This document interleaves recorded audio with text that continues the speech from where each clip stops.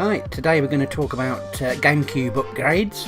We're going to be looking at the MemCard Pro GC and the BlueRetro. This is one of my heavily upgraded GameCubes. I'm currently using this Wavebird controller. Pretty stable. It's been a great driver. I've really enjoyed using it. But things are moving on, and we've now got an internal Bluetooth adapter from the guys that developed the BlueRetro. This GameCube is pretty heavy loaded. It's got a HDMI conversion and a SD conversion, so you can play the games off the SD, so you don't need the original drive internally. This was the one I was going to do it with. I decided, really, because I'd already modified that other one so much, I wanted to go with the Spiced Orange GameCube. This is the BlueRetro adapter. It's a complete plug-in replacement. It's a no-cut upgrade. Some really nicely made. It's a nice bit of 3D printing on those game ports. A removable battery, which is obviously different to the original. Micro switches. It's all been readily prepped and repaired. All I've done is added the wires to the system. This is where it goes, obviously, behind the faceplate. And basically this adds Bluetooth connectivity, so you can add modern controllers to the GameCube. I'm also going to be taking a look at the MemCard Pro GC. These are all been pre-orders that seem to have taken forever to come through, but things are starting to make a move now, and we're getting some of these pre-orders and back orders coming through now. So we'll take a look at that afterwards once we've got the BlueRetro installed. So you're going to need a game bit screwdriver to get the GameCube apart. Nice rag to stop yourself scratching the top of the GameCube, so you obviously want to protect your investment there. Okay, there are 4 game bits screws on the bottom of the GameCube. Obviously get those popped out, and the top half of the shell will then come out. There you go. It reveals the front controller board panel and the internals of the GameCube. So all you do, just release it very gently at the front. It comes little clips on the front down there. Just gently pull it forward, and that will expose the ribbon cable which connects it to the motherboard. Finger and thumb, just extract that ribbon cable, no problems there. That's the battery that is obviously soldered onto the board on the originals. A little bit of fading on the front of that one, but we'll swap that out. Only thing that holds that board to the actual plastics is 2 Phillips screws, so you will need a Phillips screwdriver as well.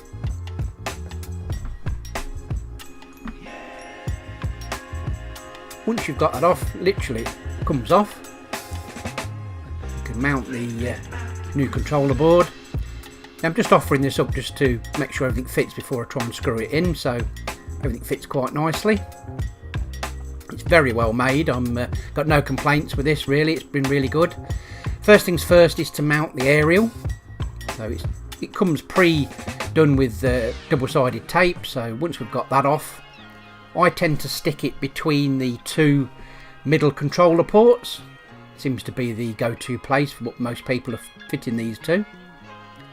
Once the stick is off, stick it in place there. That's that job done. Once that's installed, we can now move on to move the board into place.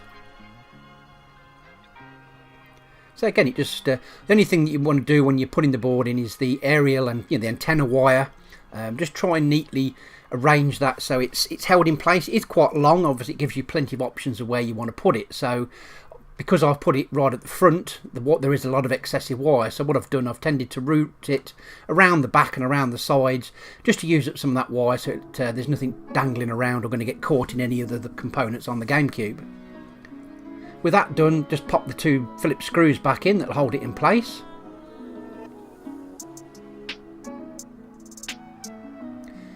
I've opted to fit the ribbon to the board to start with. Some people fit the ribbon to the GameCube first, but I just prefer doing it this way. It gives me the ability to hold the board a bit easier. And just the difference between that Flexi and the original Flexi, it's a lot more flexible. The original Flexi to the motherboard was quite stiff and made it easy to input into the GameCube.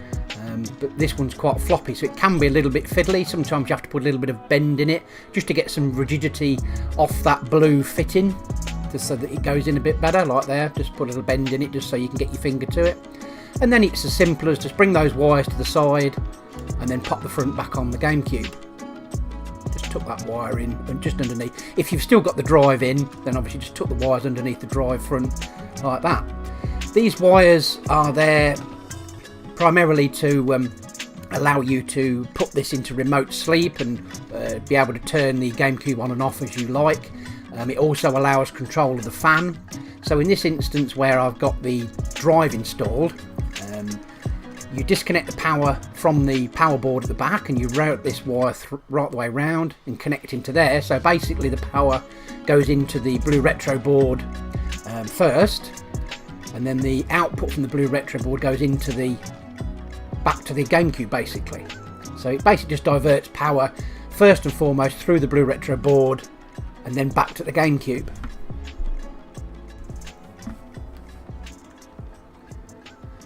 There's plenty of room, so you don't need to worry too much about how you're placing and stuff like that, as long as it's nicely tucked away, and there's plenty of room there to tuck those wires away.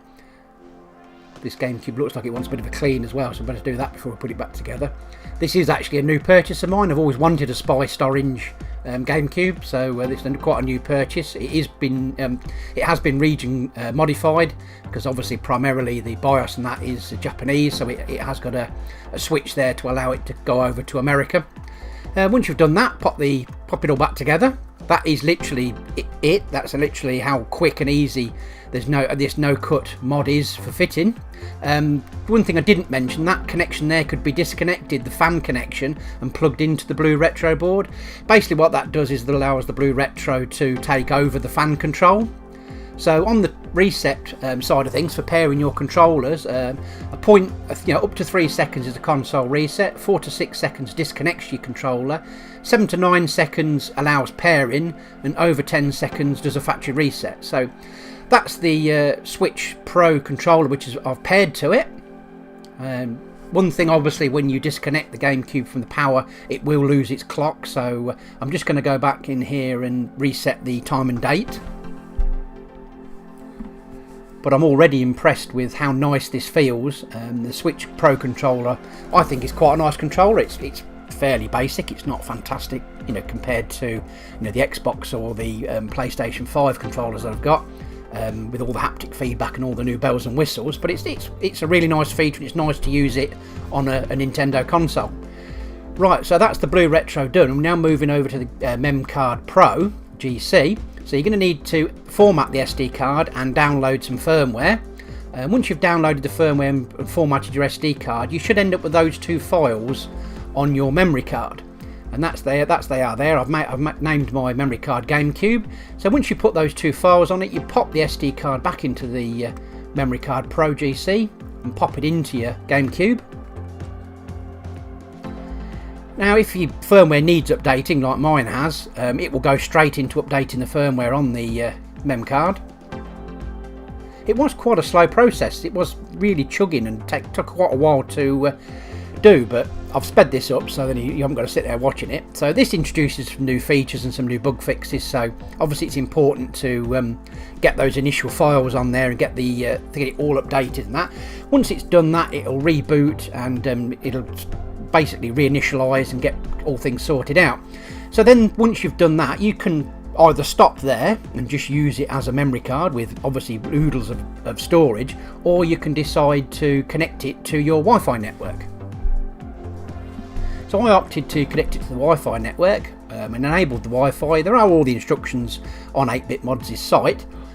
You put in an initial web address and you log in with your PC. Once you've logged in and you've paired your system with your Wi-Fi, it then gives you a separate IP address which you access by pressing the left hand and holding the left hand button. You then type that IP into your web browser or phone, and then obviously that allows you to connect straight away to your MemCard. And there's some nice features there. There's obviously firmware version update. You can determine, depending on your size of SD card that you've put in there, you can decide how much each memory card has available in storage. You can look at your memory cards, you can back up your memory cards.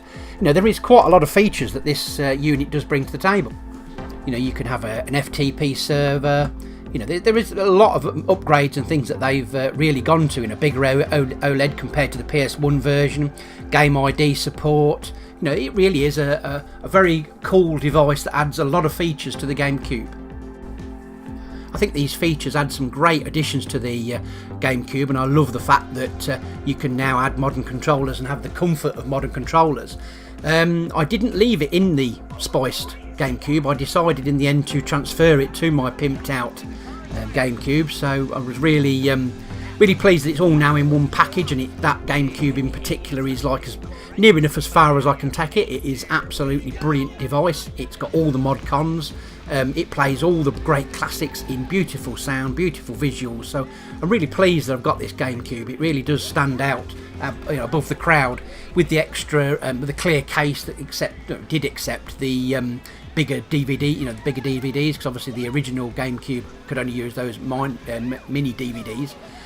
So quick game of Crazy Taxi here just to finish off. I'm really glad that they all worked, and I'm glad that all these things finally turned up and I got the chance to experience them. But if you made it this far, thanks for watching, and I'll catch you again in the next video. Bye for now.